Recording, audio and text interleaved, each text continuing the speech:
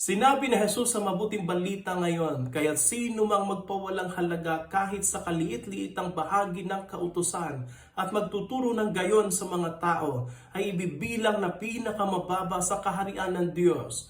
Ngunit ang gumanap ng kautusan at nagtuturo na tuparin iyon ay ibibilang na dakila sa kaharian ng Diyos. Ang mga salitang ito ng ating Panginoon ay nagpapaalaala sa atin sa ating mga aksyon at impluensya bilang mga tagasunod niya. Tayo ay tinatawag na mamuhay ayon sa mga utos ng Diyos, hindi lamang sa panlabas kundi pati sa katapatan ng ating mga puso. Ang ating mga kilos ay dapat magbigay inspirasyon sa iba na gawin din ito upang sila din ay mapalapit sa kaharian ng Diyos. Bilang mga Kristiyano, mayroon tayong responsibilidad na turuan at gabayan ang kapwa tungo sa katotohanan at kabutihan. Ang ating mga salita at gawa ay may bigat at epekto na pwedeng humubog sa buhay ng iba. Sa pamamagitan ng tapat na pagsunod sa mga utos ng Diyos at paghikayat sa iba na gawin din ito, nakakatulong tayo sa pagtatayo at pagtataguyod ng kaharian ng Diyos dito sa lupa. Kaya sikapin natin lagi na maging mga tunay na mga halimbawa ng katapatan at pagsunod